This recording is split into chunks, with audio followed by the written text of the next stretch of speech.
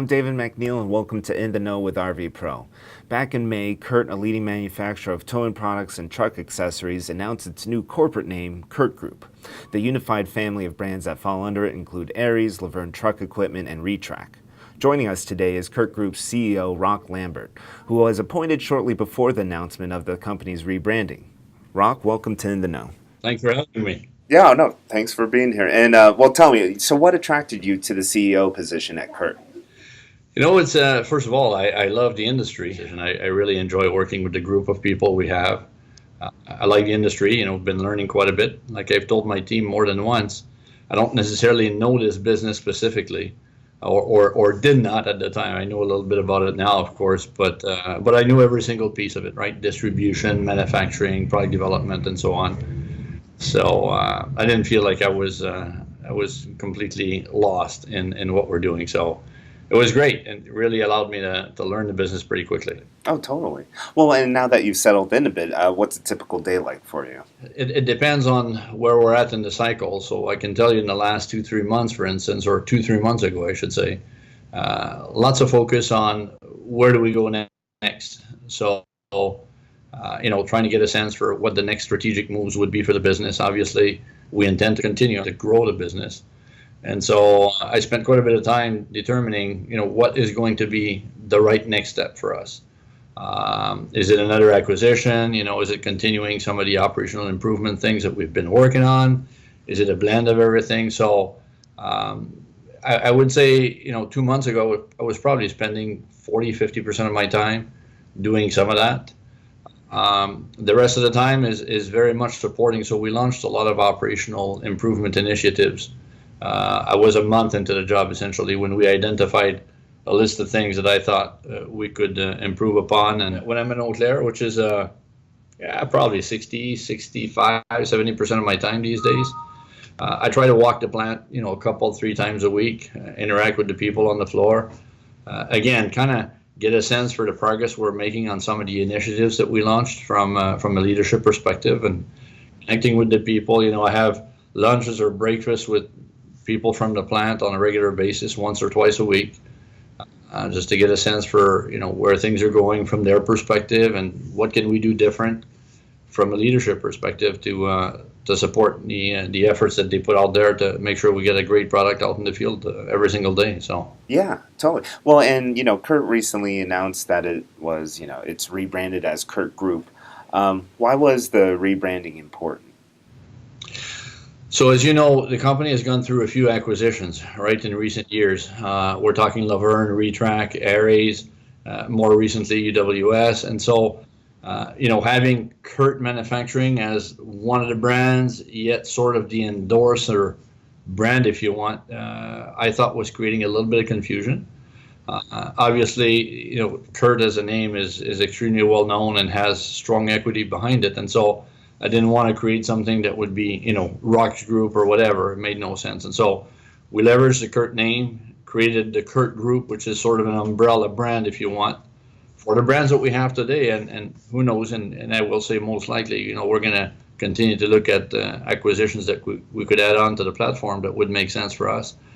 And so we just have, it's sort of an umbrella brand, if you want, that will make sure that we incorporate all the brands under that one name. And of course, we didn't lose the CURT Manufacturing name per se for our towing business side of the game. So we just thought that it would make it a little clearer and avoid any confusion today and moving forward with the plans that we have. Well, and then, so you just mentioned it now, but, the acquisition of United Welding Services this summer. Yeah, tell me a bit more about that. How does that acquisition benefit the company? So we came up with a set of criteria, when we want to expand or acquire something, what is it that we're looking for? And one of them, and I will say probably the most important one, is leveraging the distribution network that we have. We have a very elaborate, and I think we cover pretty much all segments of the business with our distribution network. And so UWS was a complementary product to what we have. Obviously we were not in the toolbox business. It was a great fit in the sense that their distribution was not as mature as ours is, I should say. They were under Thule, as you probably know.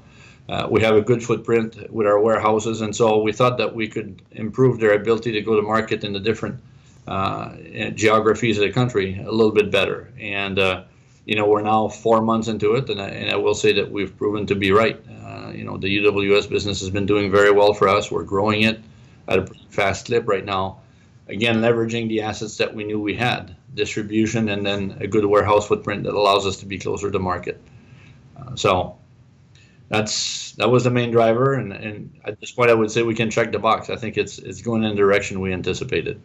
Right, and when you talk about the future of the company, where it's going, how important is the hitch and towing segment going to be for CURT moving forward? Hopefully there are some opportunities that allow us to grow it, not only organically, because we are putting a lot of efforts in trying to add to the product lines that we offer today, but also, we remain open and keep our eyes out for some potential acquisitions that would help us continue to leverage the strength that we have with CURT Manufacturing as a brand name out there in towing.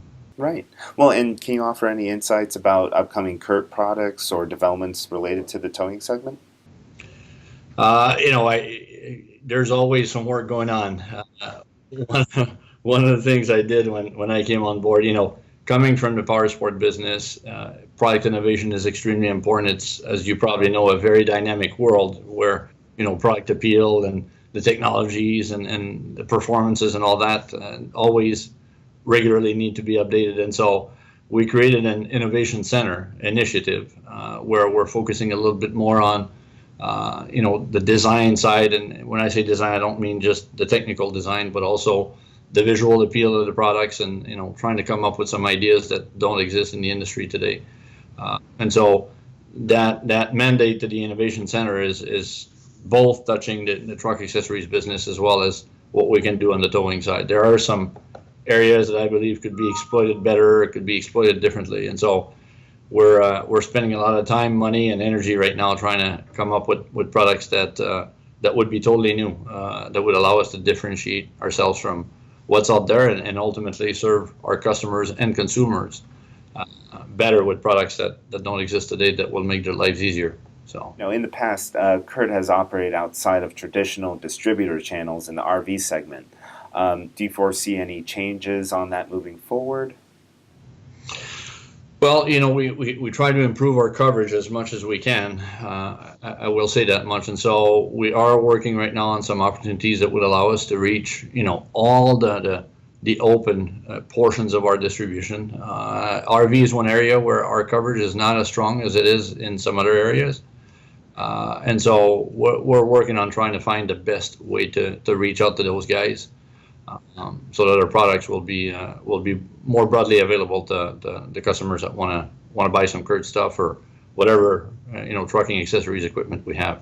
So tell me, is there anything that we didn't cover? Any announcements you'd might like to make? Anything you'd like to tease us with? Anything like that? Well, we're 2 weeks away from SEMA. We're going to have, I think, some really cool stuff that we're going to be displaying. The marketing guys have really stepped out of their way. Joe Thompson and his group have stepped out of their way to give us a booth that I think is going to be impossible to miss. The guys have done a great job with the layout. We have a couple of new things we're going to be showing there that hopefully will get a lot of attention from both the trade and hopefully potentially some of the press people. So we look forward to having you come and visit our booth and have conversations about whatever you're going to see there that you haven't heard about yet. Well, looking forward to it. Well, Roch, thank you so much for being here today. And we'll look forward to seeing you soon. Thank you very much for having me, David. Appreciate it. Thanks. Take care. All right. Be sure to join us next month for another episode of In the Know.